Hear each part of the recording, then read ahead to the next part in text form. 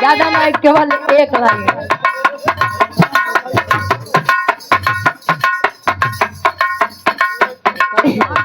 अरे वो कर्जिया न गाओ भाई भाव फौजी साहब बने इतना नहीं पागल है यार। अब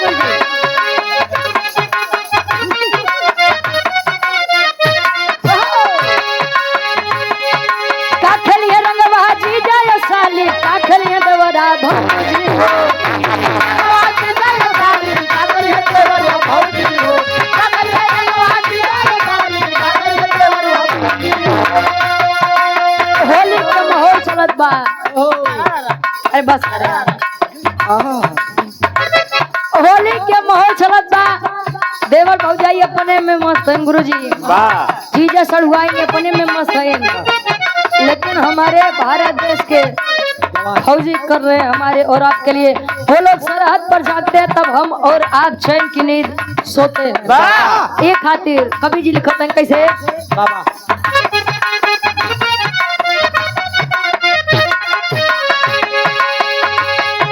काखलिया रंग बाजी जाय साली काखलिया दवरा भौजी हो काखलिया रंग बाजी जाय साली काखलिया दवरा भौजी हो काखलिया रंग बाजी जाय साली काखलिया दवरा भौजी हो काखलिया रंग बाजी जाय साली काखलिया दवरा भौजी हो उनसे खेले राजा बन सीमा प्रदेश के फौजी हो।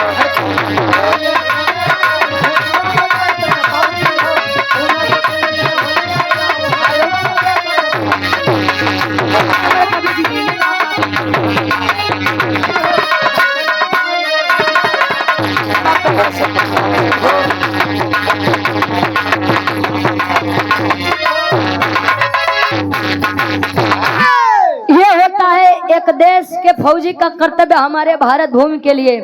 यहाँ लोग अपनी माँ के लिए अपनी जान नहीं दे सकते, लेकिन भारत देश पर जो फौजी के रूप में चुने जाते हैं वो अपने भारत वर्ष के लिए अपनी जान को कुर्बान कर देने का कार्य करते हैं। तहे दिल से धन्यवाद है उन वीर सपूतों का। बहुत खूब का कोनो दुलाई अपने सैया जी से फरमाइश करत बाकी से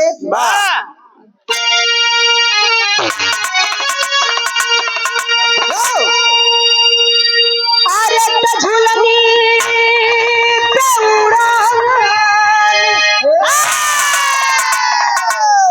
अरे त झुलनी पे उड़नी आई जहाजिया उड़ा दो आई जहाजिया उड़ा दो हमार पैसे बजा जहीरा जला दो हमार पैसे जला दो।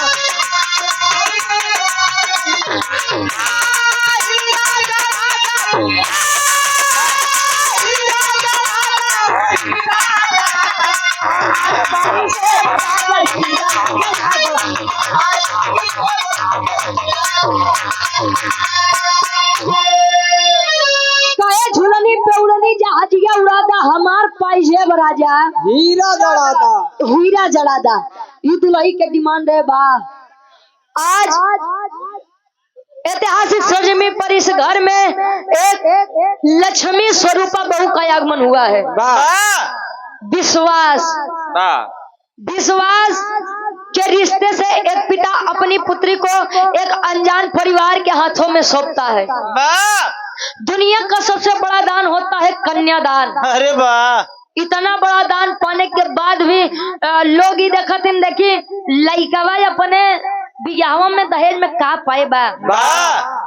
स्प्लेंडर पाए बा कि बुलेट पाए बा कि स्कॉर्पियो या सिलेवन पाए बा, अपाची पाए बा। ई लोग देखते दुल्ही नहीं देखी है, बस केतना दहेज पाए बा एक के देखी है। जमाना आज के बड़ा खराब बा गुरुजी। लड़का महीना के 50,000 1 लाख कमाए लड़के केतनो करिया बा। अब उजान लड़का एकदम राम जी जैसा बा। अब का बताई लड़कवा एकदम राम जी जैसा बा, एकदम राम जी और सीता जैसा जोड़ी बने। लड़कियां जस पंखा बन जाएगा। हाँ भैया, पावर ऑफ मनी या पैसे कुल ताकत बा। कवि जी लिखते हैं जब सीता जी अयोध्या नगरी में आई जनकपुर से, तब कवि जी लिखते हैं कैसे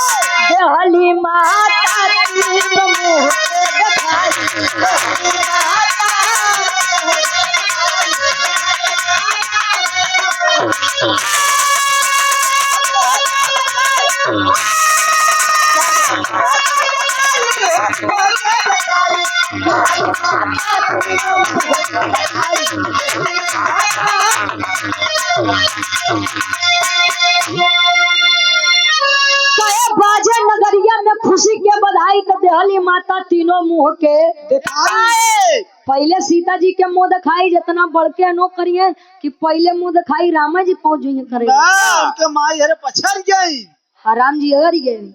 वाह पूछो नहीं सीता जी लगे के कौशल्या माई जब कौशल्या माई मिली सीता जी तो सीता जी के मुंह दिखाई में देते हैं का दे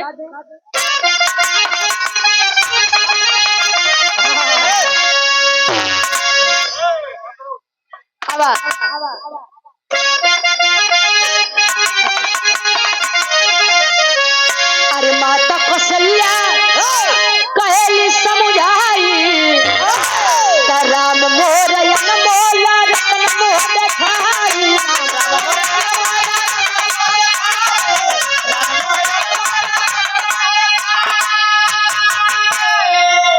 अरे ये बात जिना आगे के अरे ये बात जिंदगी के कमाई दोहली माता तीनों दोहली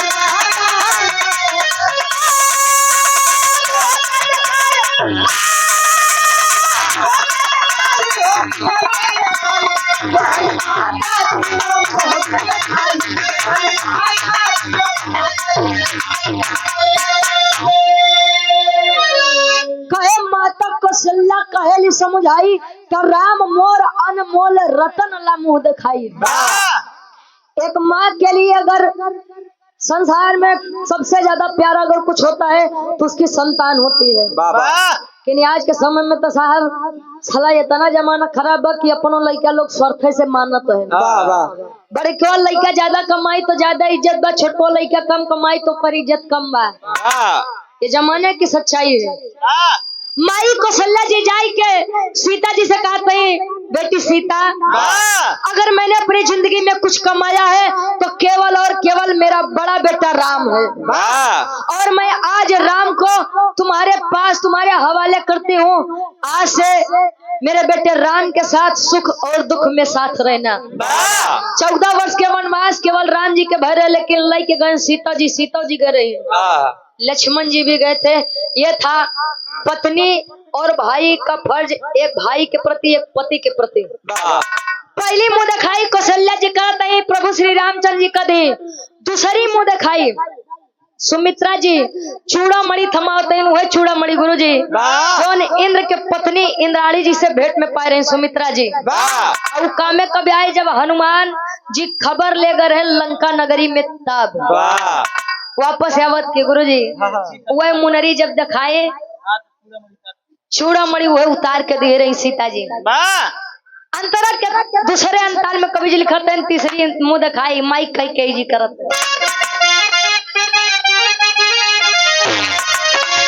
अरे कनक महल बिहली अब कई माई तब बार बार चुमली माथा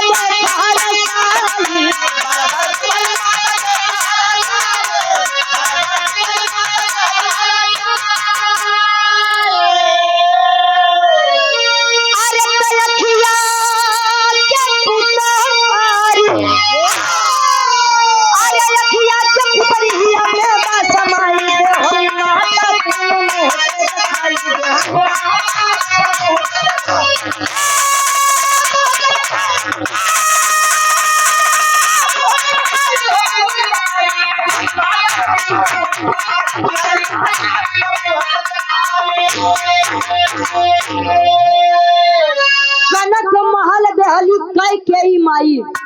बताया जाता है कि कैकेयी माई से ज्यादा प्रेम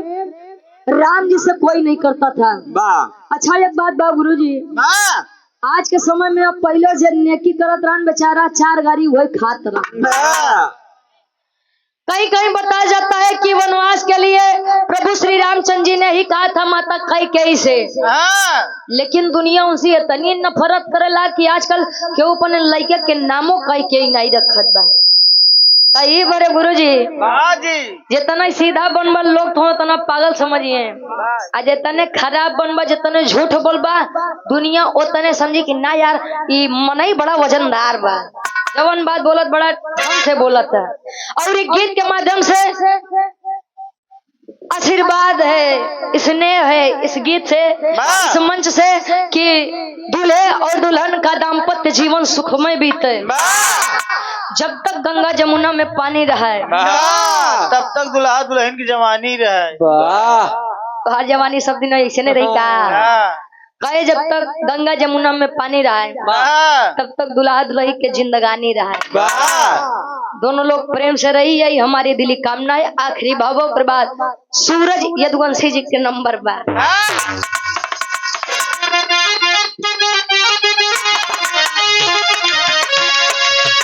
गुरु बिहारी करे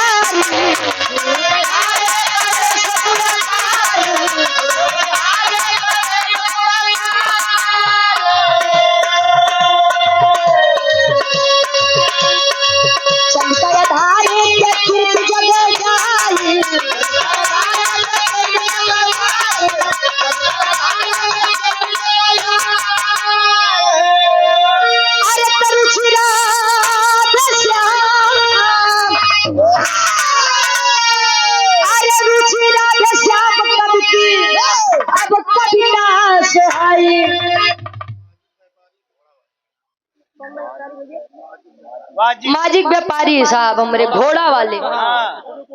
विष्णुपुर से हमारे गार्जियन जी अच्छा घोड़ा कईयो व्यापारी आया गार्जियन जी के द्वारा 51 रुपया बहुत बहुत धन्यवाद आशीर्वाद के चारे के मच अपनी कला में कामयाब रहे ईश्वर करे काम में दिन दूना रात चौगुना तरक्की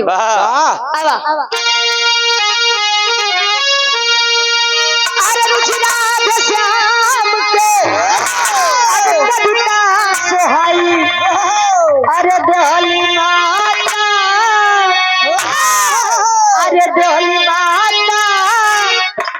तीन मुँह के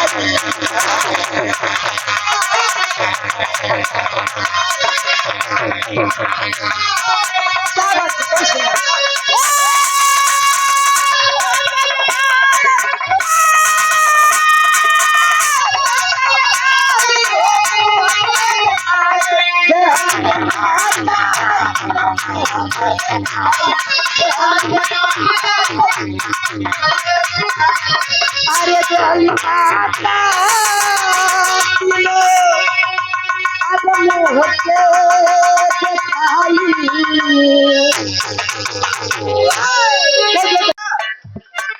खाना और पीना साथे रहना फ्री बा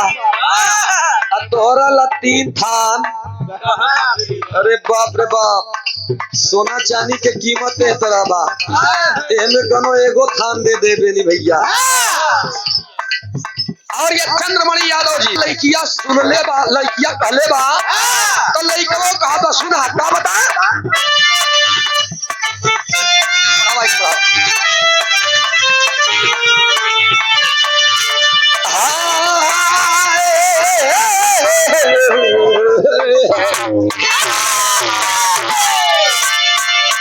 तो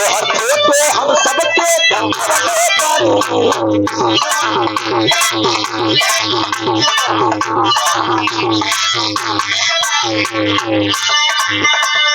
घरवालन के अपने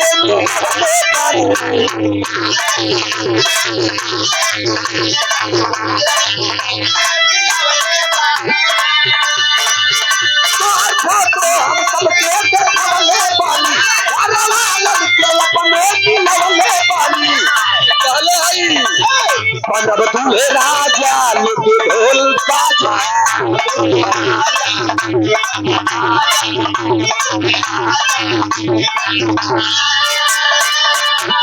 बनब दूल्हे राजा लुटे बंद बाजा हम तो हरे कुंवरिया यार बहू अरे तेरा कैसन सुंदर लड़की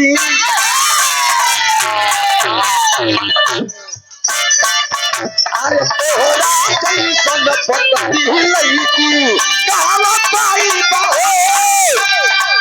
अपने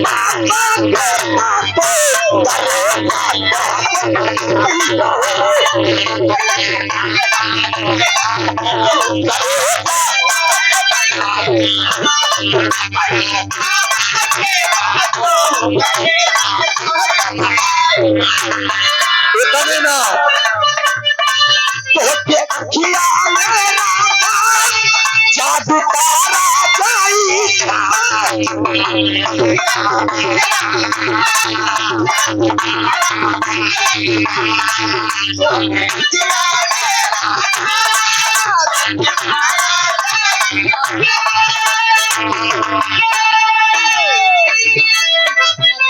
अच्छा देखिए जो प्यार कर ये गोरी फिल्म सही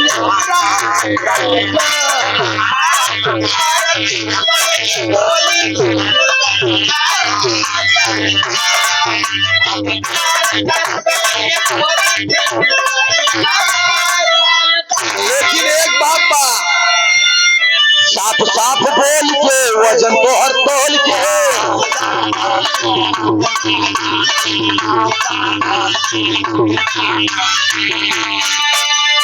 साफ साफ बोल के वजन तो हर तोल के प्रयाग में ले आई बहो अरे तोहरा जैसन गोरखी लईकी अरे तोरा कैसन सुभर लईकी कहवा पाई बाओ अपन माटी के माटे करे बनाई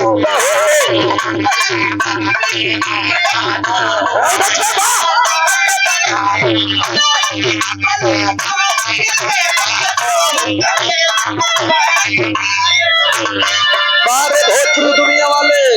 गोरे गोरे गाल ये खावा पे ये ठलाली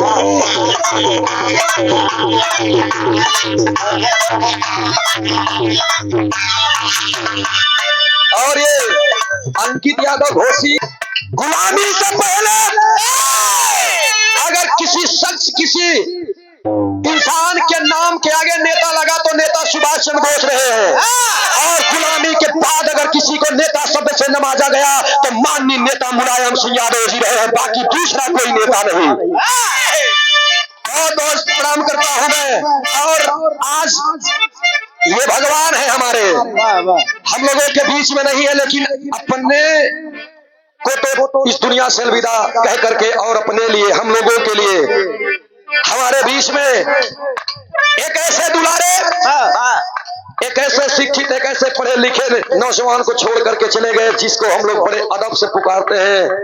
माननीय अखिलेश भैया। सभी लोग जोरदार ताली बजा करके आप लोग सम्मान करेंगे। पीडीए के जननायक है आप और ये हमारे हृदय के गार्जियन हमारे नेताजी, ये नाम के मोहताज नहीं, परिचय के मोहताज नहीं, बड़े भैया हमारे संतोष यादव जी। जहां तक विराह जगत है, जहां तक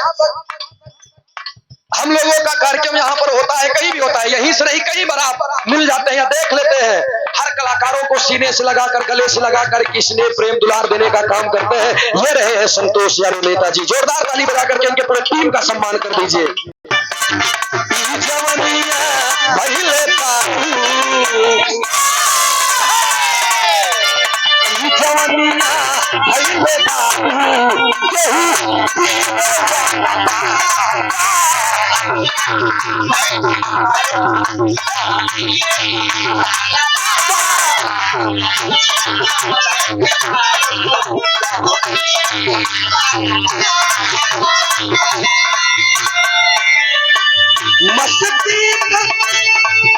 मस्ती में जिया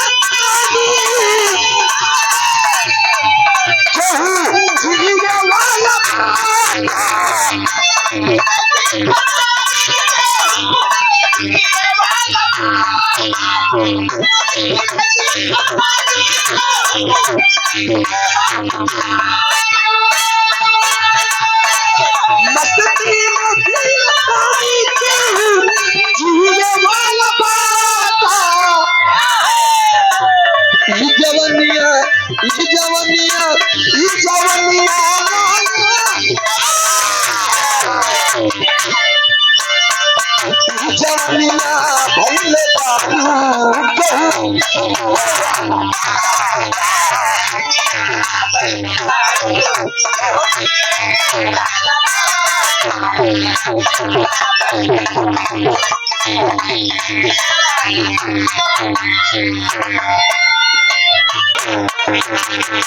अरे बलमा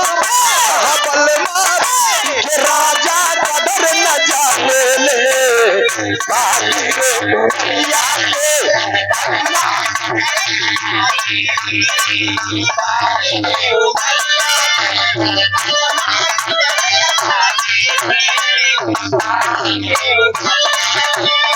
अरे कबले जो जाके राखी अरे कबले जो जाके राखी आई तो माली सरिया के बलमा के दुआ कदर न जाने ले बागी रे दुनिया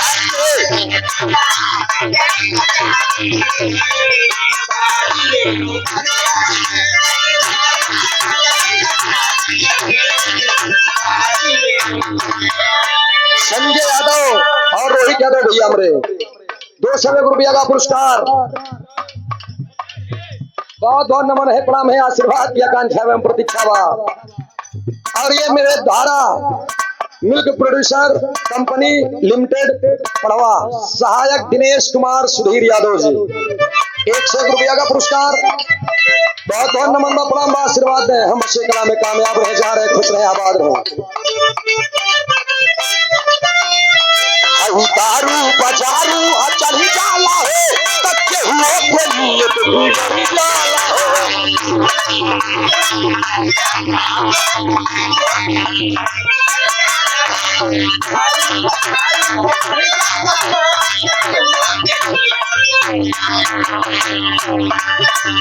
दारू बजारू चली जाला हो तक्के हुए के लिए तो बिगड़ी जाला हो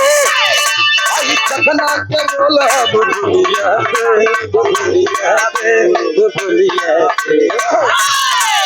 नोट पर से लकोरा नथुनिया के नोट पर से लकोरा नथुनिया के करहुला बोलू कमर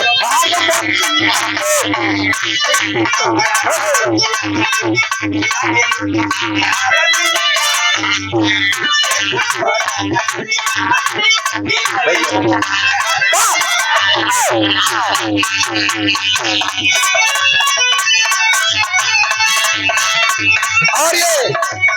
हमारे शिष्य बिरहा के जाबाज कलाकार सत्यम यदुवंशी लक्ष्मीपुर की धरती से आपके बड़े भाई मुकेश पेंटर